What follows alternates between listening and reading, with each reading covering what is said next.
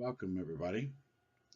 The following is brought to you by the Mid-South Cold Case Initiative, a nonprofit corporation located in Collierville, Tennessee. And my name is Dr. Jim Adcock, founder and president of this corporation. This presentation is not a solicitation for funds or donations, but rather an educational piece that will describe the status of cold cases or unresolved homicides in the USA and in the Mid-South, a subject matter we all need to discuss and address. All rights regarding this belong to the Mid-South Cold Case Initiative Corporation and its founder/president, Jim Adcock, PhD. If you have any questions, please address them to Dr. Adcock at the email address or website listed in this presentation. Thank you. As I said, we're going to talk about the status of cold cases, or basically unresolved homicides, in the USA as a whole, and then we'll move on eventually to some issues and things about what's going on in the Mid-South. One of the first questions that comes to mind for a lot of people is, who is Jim Adcock?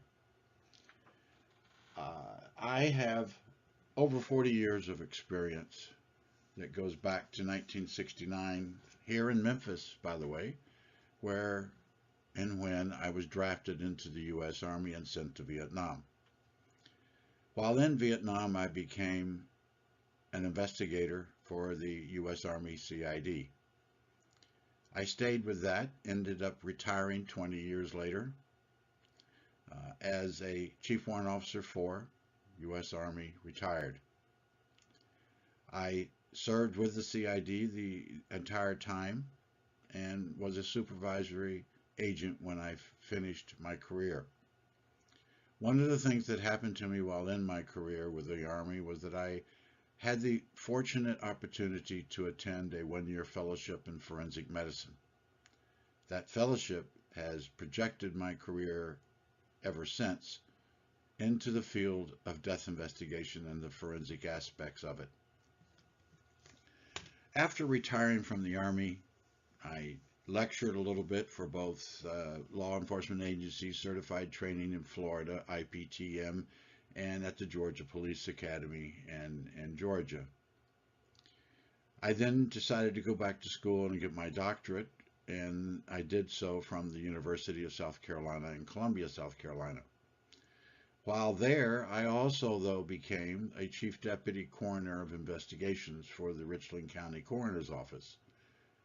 After about 6.5, 7 years of that, I took the position of a tenured professor at the University of New Haven in West Haven, Connecticut.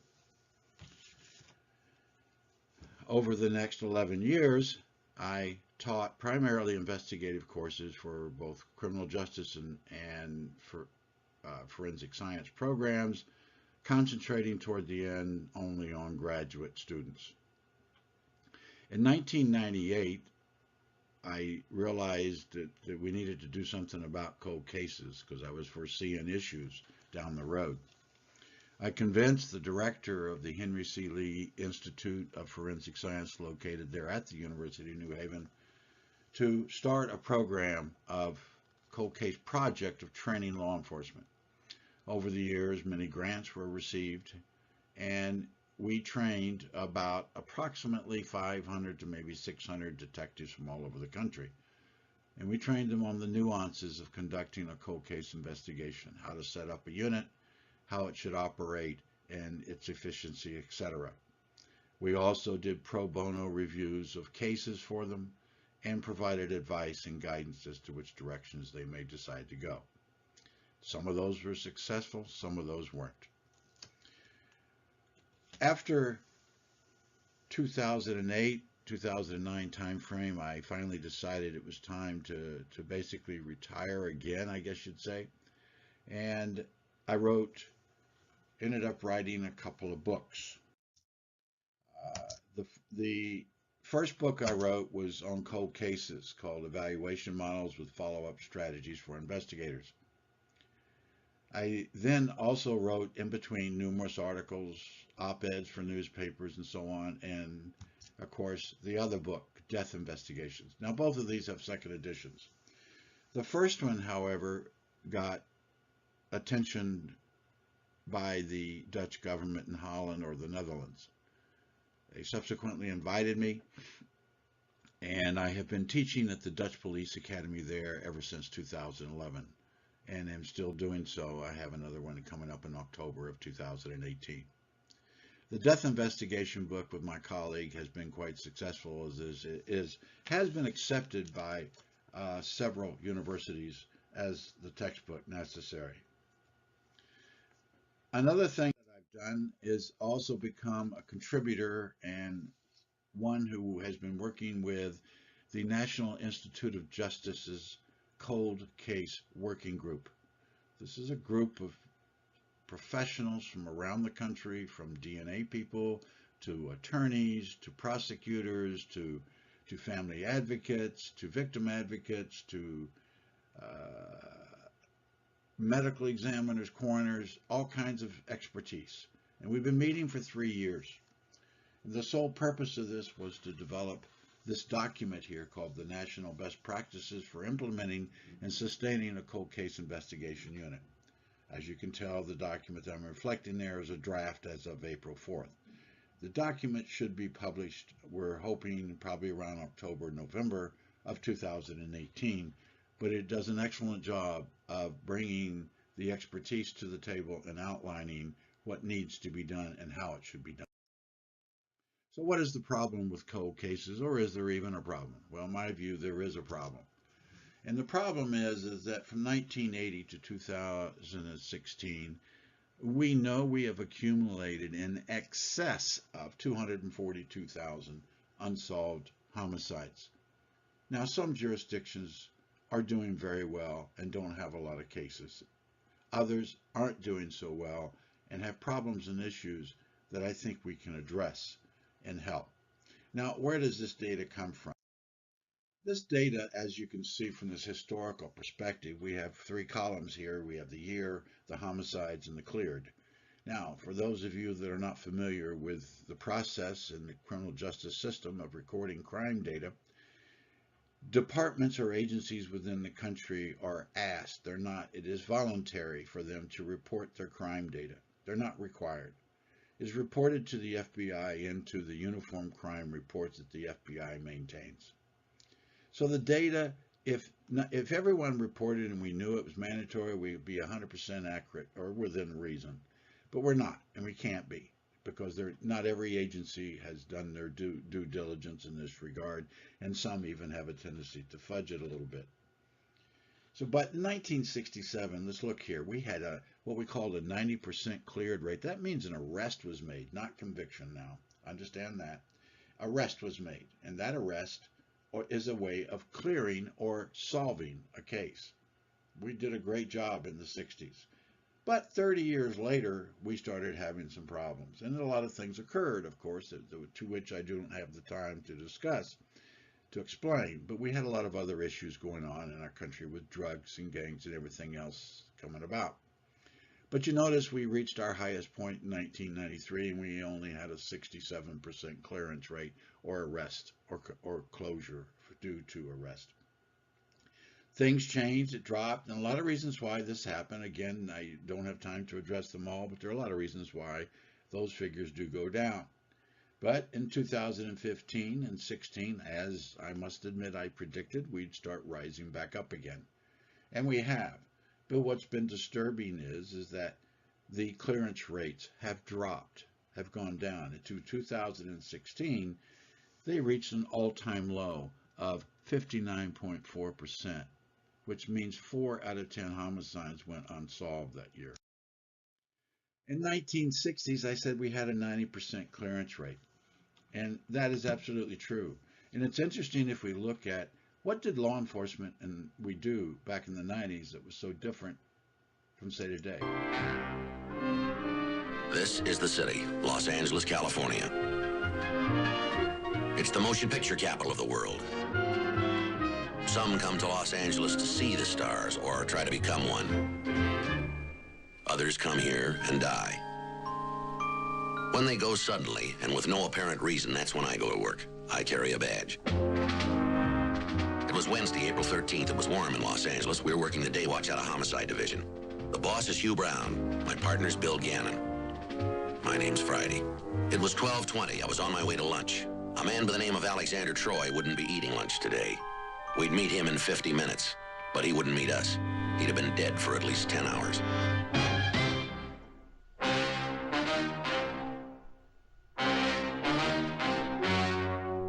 The story you are about to see is true. The names have been changed to protect the innocent.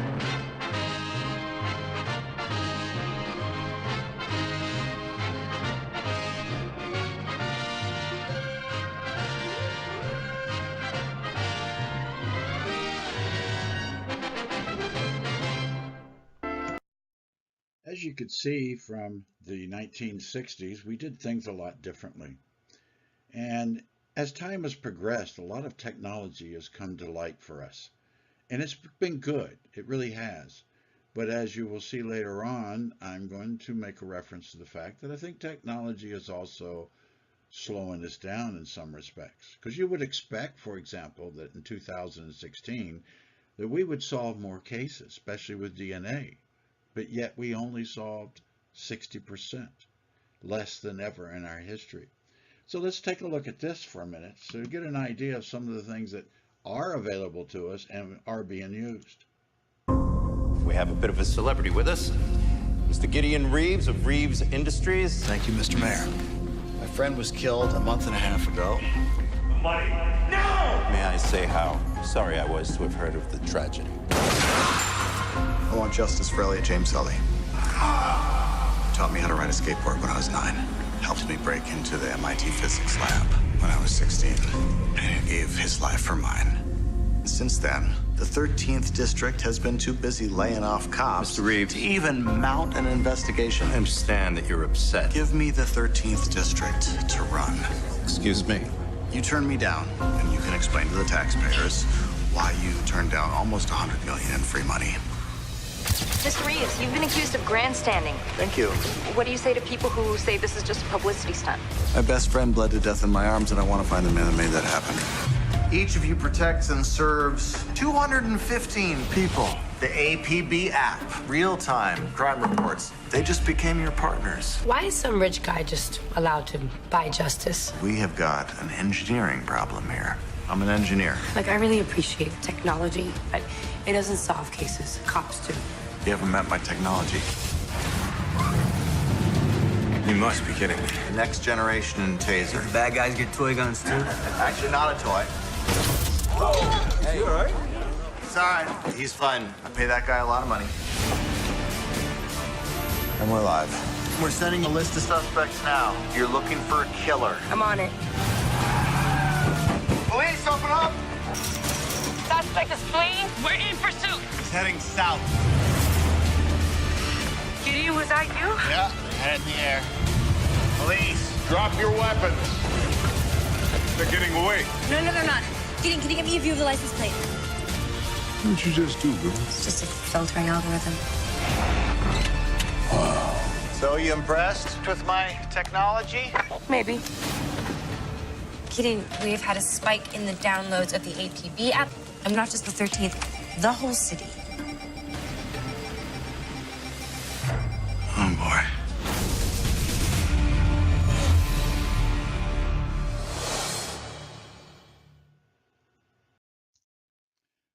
Interesting, isn't it, to see all that technology? And a couple of things I want to comment about that is did you notice the comment made by the police officer that technology doesn't solve cases, police do? And that is a common thread, and I will show you later through some research that detectives do in fact solve more cases than does the physical evidence or the technology that we speak of. That's not to say it isn't important to us, because it is. And consider the fact that DNA, for example, only solves about 30% of all cases that we have, not just homicides. That's all cases. But And we become, in my view, too reliant on it. But let's look at some other things, too, that come into play. Our country has over 18,000 police agencies in it. That is a lot of police agencies. That is a lot of different jurisdictions. About 80% of those have less than 25 officers, actually probably less than 20, because they are small departments, low budgets, and they don't have a lot to work with. Our medical examiners, who are basically our forensic pathologists, we have about 400 medical examiners' offices, probably 450 plus medical examiners in this country. Now, these are forensic pathologists, and they are excellent at what they do.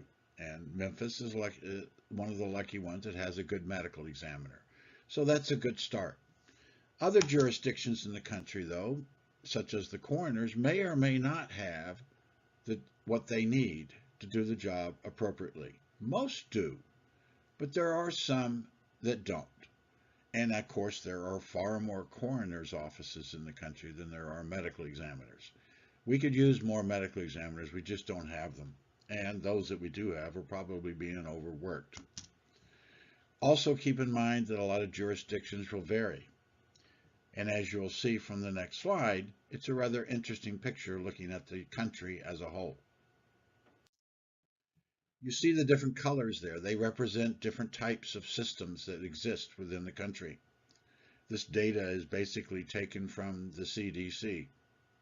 But we have all different kinds. And you can see that in Texas, for example, you have to consider there are 274 counties in Texas. That means each county has its own budget, its own funding, its own tax base, its own departments, city, county, etc. Then you look at Georgia, which has 159 counties. 5 of those counties, I think it is, if I'm correct, are medical examiners. And those that aren't have coroners. And the coroners then can either have their autopsies done by local pathologists who may or may not be forensic pathologists, or they have the choice to also send them to the state crime lab or other medical examiners within the state, depending on the facts and circumstances, and of course, the decision that is made by the coroner, because they have the final say one way or the other. Other factors that we have to consider when we look at the unresolved issue is that not all homicides are solvable. It just can't be done. It's impossible. That without a doubt, and the size of departments has a lot to do with this, but even in the larger departments, experience and training levels vary. And while we do maintain certification at a lot of departments, that certification doesn't usually include advanced training. It just includes the basics and the maintaining of certain standards that are required by organizations and so forth. But getting the advanced training, like in cold cases or behavioral issues, is just not something that's always made available to them. And then there's also the lack of time, money, and resources. And in today's age, wow, we're talking about money and manpower. Those are the two main issues. I also believe there's too much reliance on technology. I'll just give you an example. I've had more than one cold case detective tell me that if he does not find DNA on or in the evidence that is submitted on his case that's 10 years old, then he doesn't worry about reviewing the case for other possible solvability factors. He relies totally on the technology and does not want to take the time, or doesn't have the time maybe, to pursue it and maybe even solve it.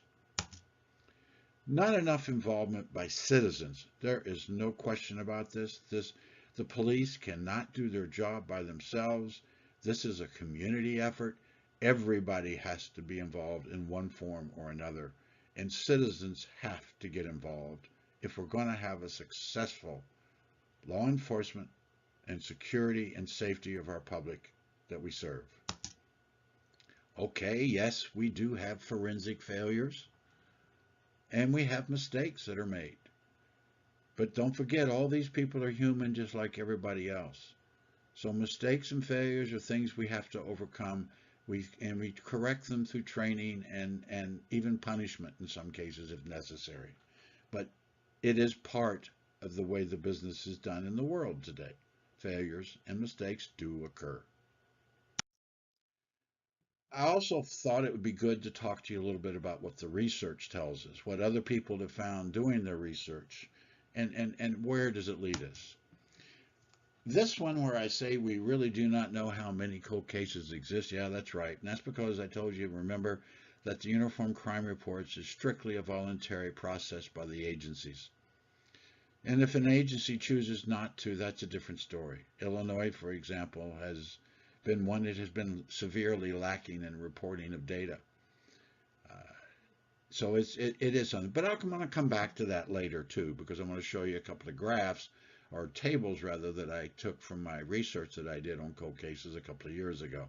That will reflect some of the things I'm trying to say here. Law enforcement today, folks, is more about the present and the future. And since 9/11, I understand that. And we all do. It just doesn't seem to pay much attention to the past unless someone comes knocking at the door asking questions. But when in fact what I'm going to show you here is that by not looking at the past and trying to solve some of these cases, we are having more crime, number one, and it's costing us hundreds of thousands of dollars in the end. We also see where detective decisions solve more cases than does physical evidence. That's a known fact. There's 3 or 4 studies across the country that have just absolutely brought it right to the forefront. These decisions made, and that means they need to be trained, and they need to be trained with advanced training and learn about the nuances of conducting these specialized type cases. Another piece that just came out not too long ago, in fact the last couple of months, it said that the clearance rates, the rate at which a department solves cases, as it declines, that the number of incidents will increase.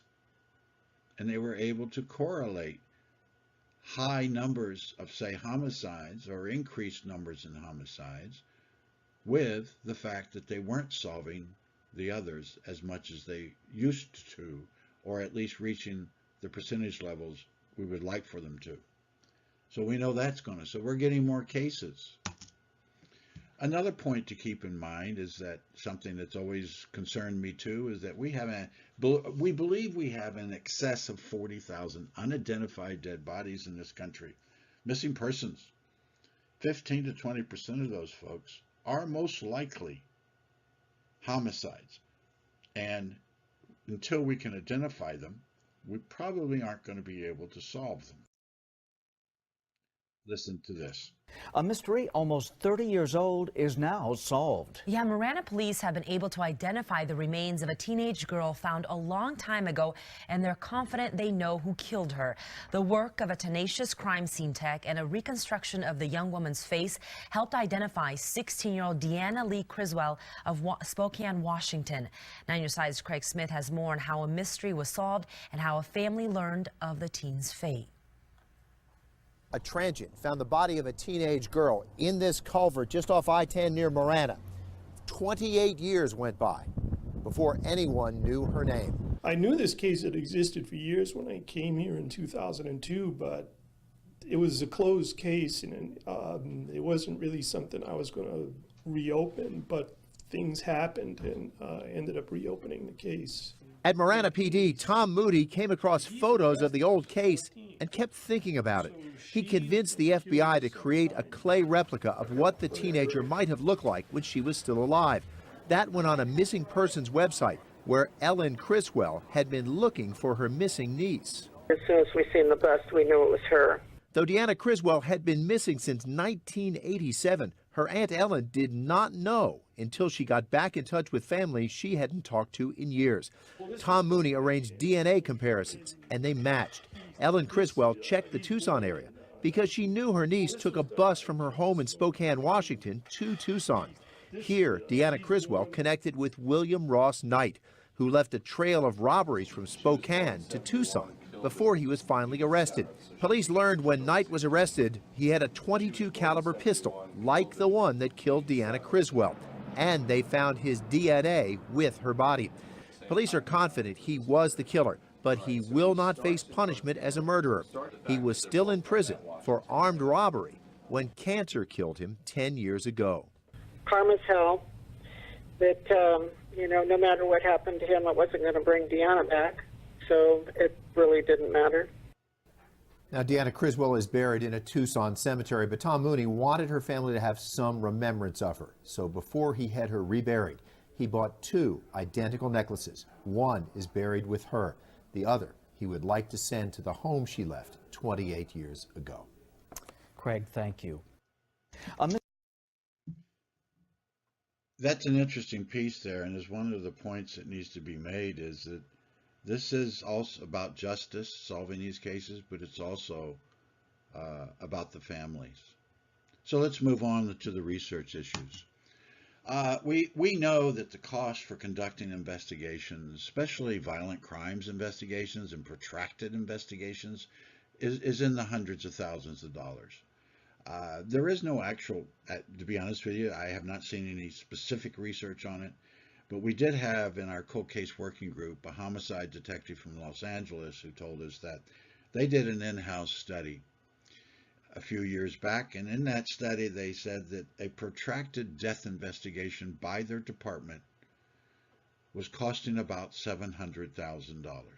Now, I know that sounds like a lot, but if you think of all the individuals that are involved in these cases, from the crime scene, the first responders, to the police, to the detective, to the medical examiner, to the forensics, to the family losses and costs and so on for the funeral, everything else that puts together, the cost of that one incident could easily be in the hundreds of thousands of dollars.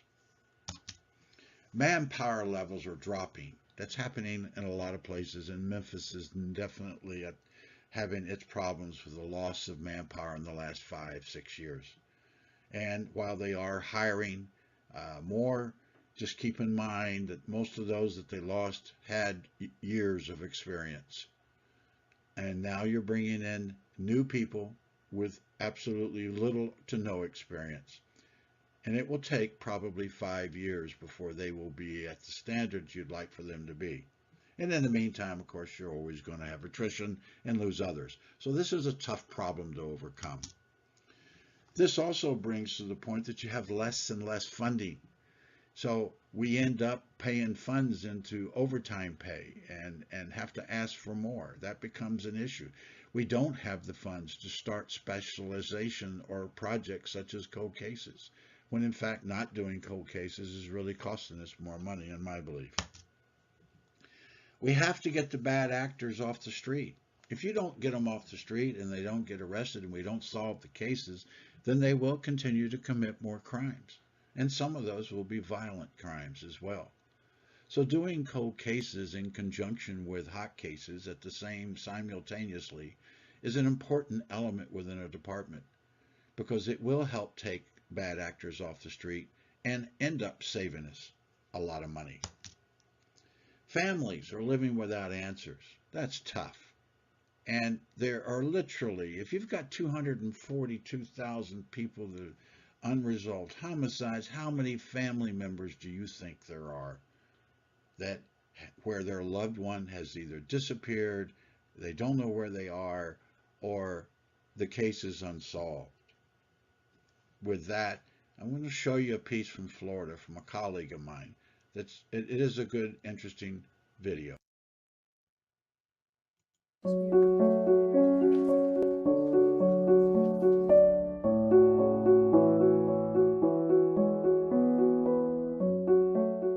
Every time I go out of town, I'm constantly looking in the faces of somebody, and I'll look and I'll stare at somebody who resembles my sister so much, and because I thought she had lost her mind, when I see homeless or displaced people, I'm constantly looking, I'm turning and, gauging in their faces, thinking that could be my sister, that could be my sister. So it is very difficult, the unknown.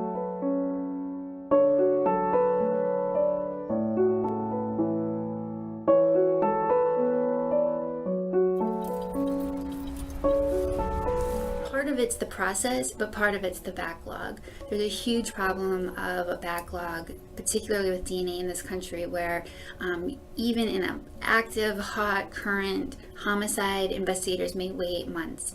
We sometimes have to wait a year to get a result.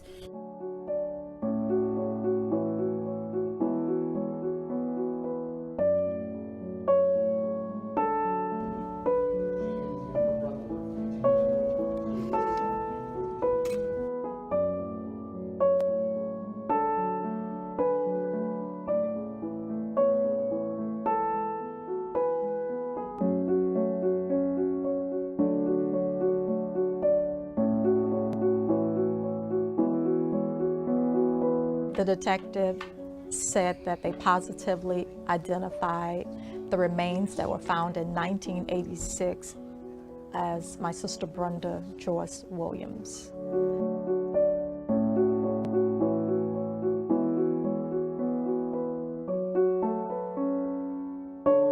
I always prayed that I would find out what happened to her. But my prayer was always, Lord, let her be alive. Yes. That was my prayer. Yes.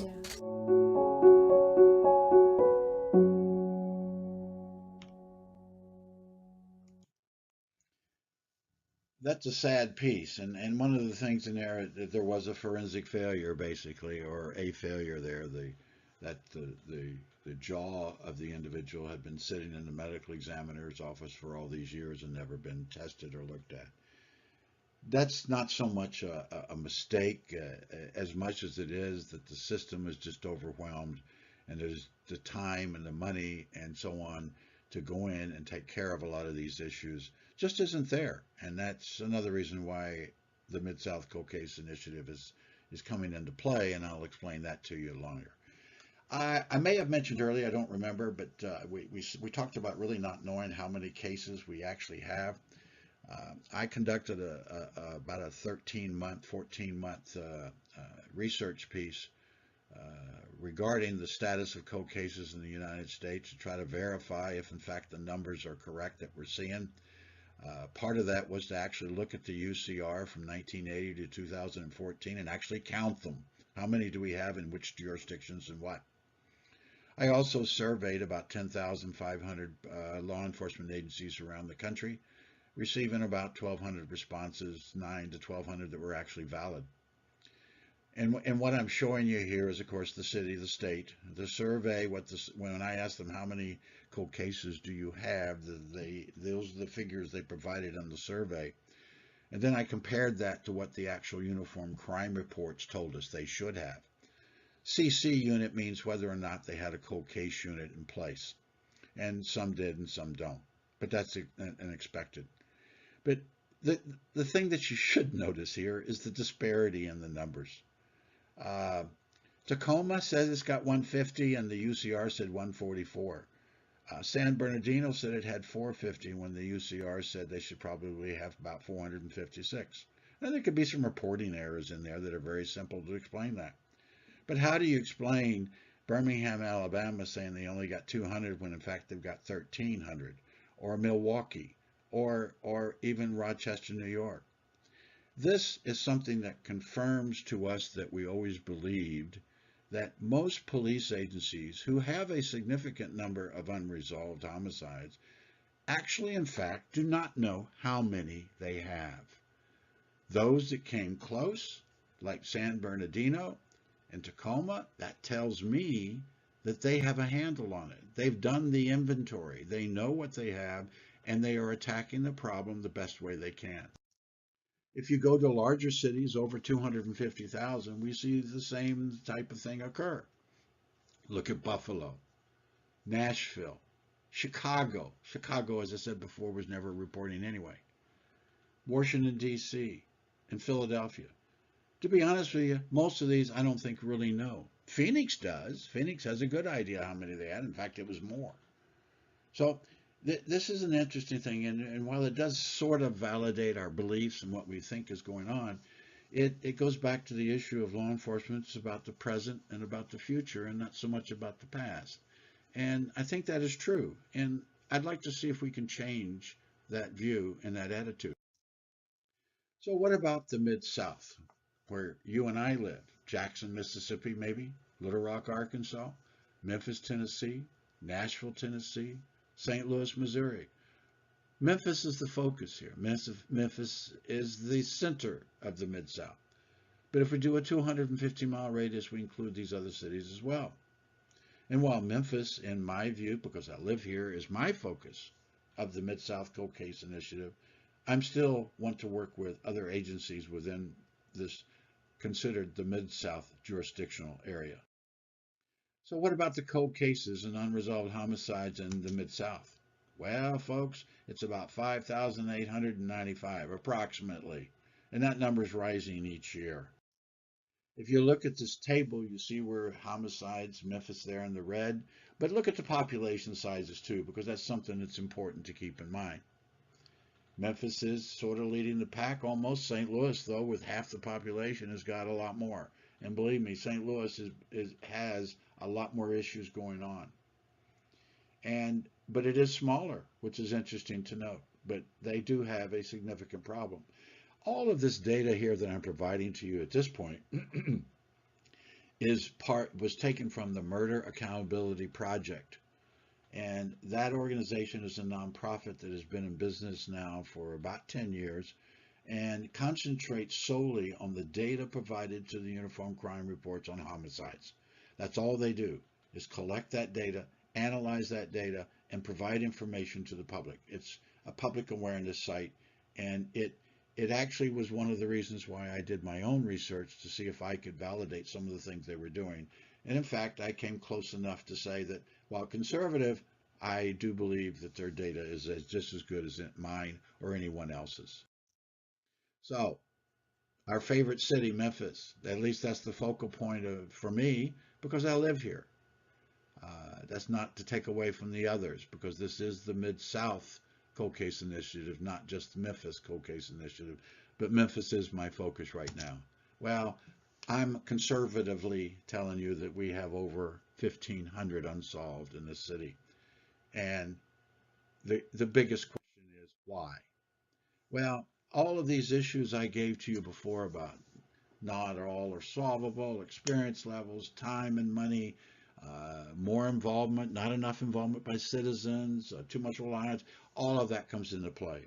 But Memphis has a couple of areas that I think are unique to it in the sense that I know that they're contributing to the problem. Rapidly declining manpower. You don't have the manpower to do the specialist type investigative work, then things are going to go sour. Then there's also the lack of funds to support special projects because of that. And it is because of those lack of funds that I feel that there is a way to help turn this around a little bit. There is where the Mid-South Cold Case Initiative comes into play.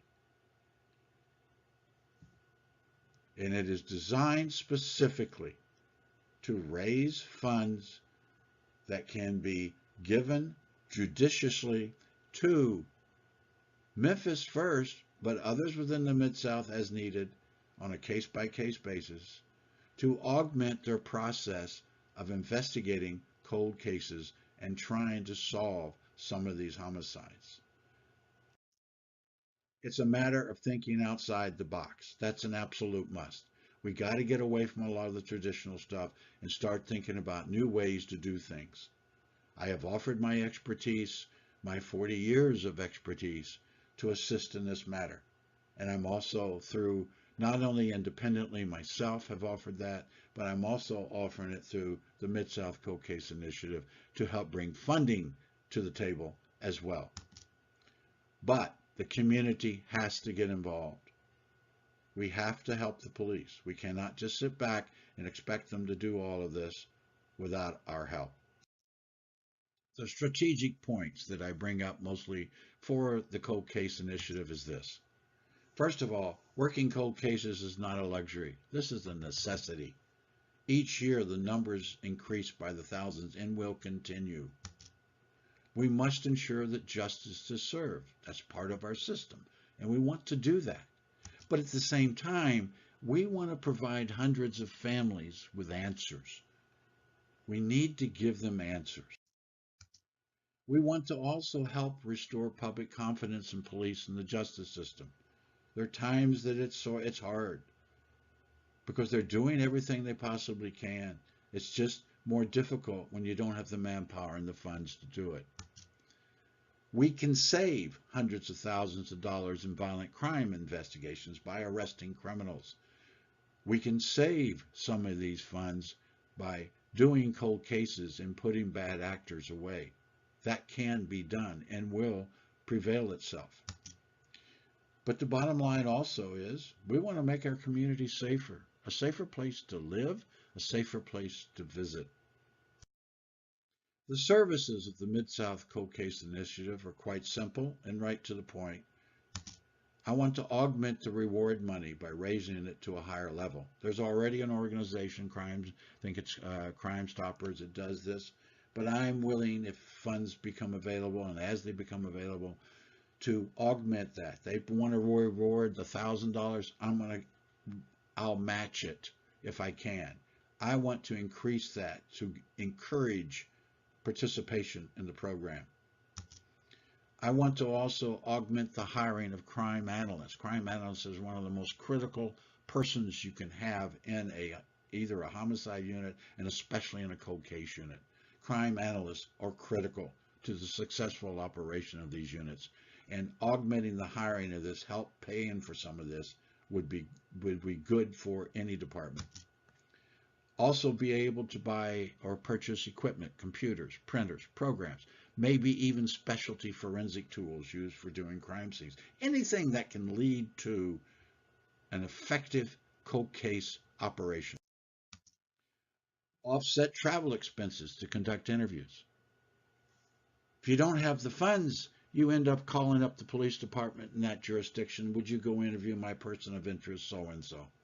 Now, wouldn't it be better if the actual detective with the case file in his hands, who had all of the knowledge, wouldn't it be better for he or she to be the one that interviews this person of interest? Absolutely. It's not that the other department's not going to do a good job for you. They'll do the best they can, but they don't have all the information. So we need to pay for this. We need to get our detectives out there and actually conduct those interviews face-to-face. I also think that acquiring faster forensic services from accredited crime labs is important. And this is. The state crime lab in Tennessee is taking about 12 months to turn around on DNA. They can't help that. They don't have the staff. They're overwhelmed. And I'm sure funds are part of the problem there too. But we can use funds donated to the MS-CCI and invest them in forensic services that will speed up the process significantly. And of course, training. I mentioned this before. We need to have specialized training, advanced training, not just the basic stuff. I'm talking about advanced stuff, such as behavioral aspects of homicide investigations, such as stage crime scenes, how and why they occur so that we don't miss things, such as how to actually organize and set up a cold case unit and how to work with that, and how does that differ from conducting a normal homicide. And believe me, there is a difference. The nuances of cold cases is different. So a lot of people ask me, why do you do all this? Well, you know, it's justice. Absolutely. I want justice to be done, but so does everybody else. But at the same time, folks, we cannot forget about the families. They are the ones that are really suffering, and providing some answers is better than no answers at all. But lastly, it's also about the victims, in my view. Now, what you're about to see is a clip about a case from Provincetown, Massachusetts, Cape Cod. It's a case that I've been involved with off and on. I've reviewed the file. I've helped establish an investigative plan on it. I've done a few things. I still talk to the detective that has this case. The sad part of it is she's still unidentified, a very brutal murder that occurred back in the 70s. But she's still unidentified.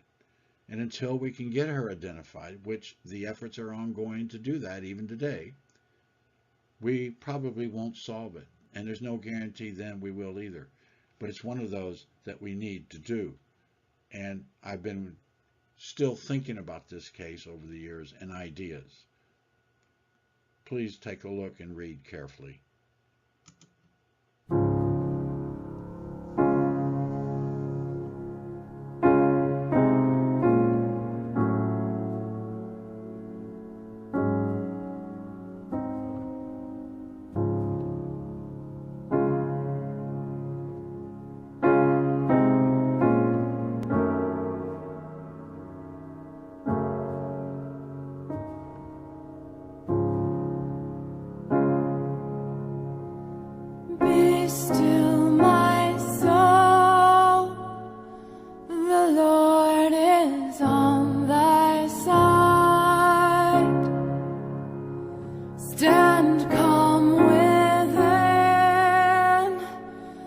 storm of grief and pain. Trust in thy God to order and provide through every change. His faithful light remains. Be still, my soul, the restful peace within. Through trying times leads to a joyful end.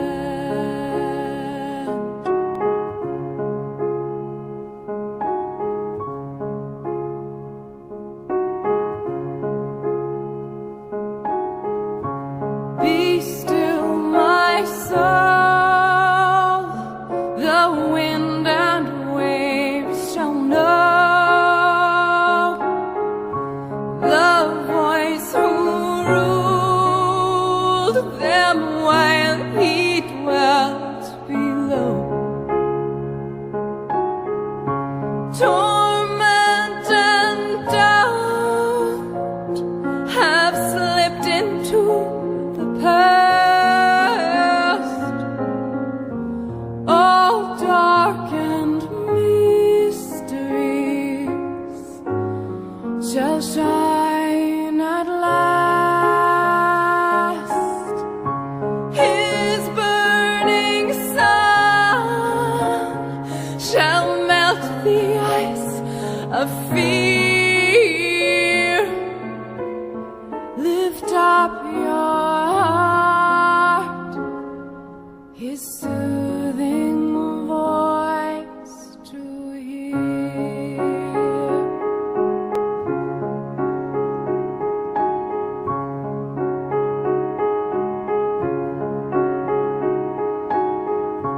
Be still, my soul, when light you cannot see, and trembling skies speak to the fear in thee. The face of God illuminates the night. Unending peace and trusting perfect light.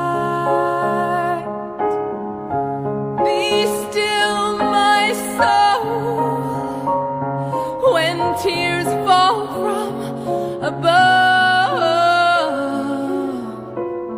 You are divine, eternally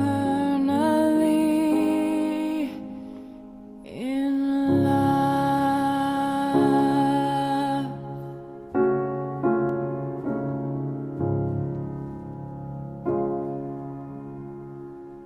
You are divine, eternally in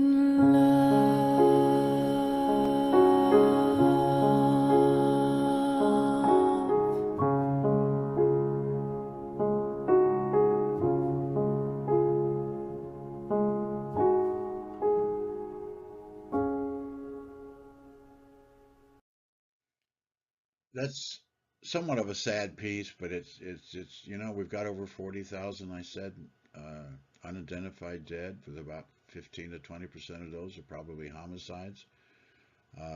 There's a lot of long-term missing cases that should, in many jurisdictions, are being added to the cold case units that exist. So all of this is important for us to know about. I want to thank you for your time. Should you have any questions or want to discuss anything with me, any issues or concerns or your opinions, please respond to either the email or the website contact that's listed here on the screen for you. And I wish you the best of luck. Thank you for your time. may make the Mid-South a safer place to live.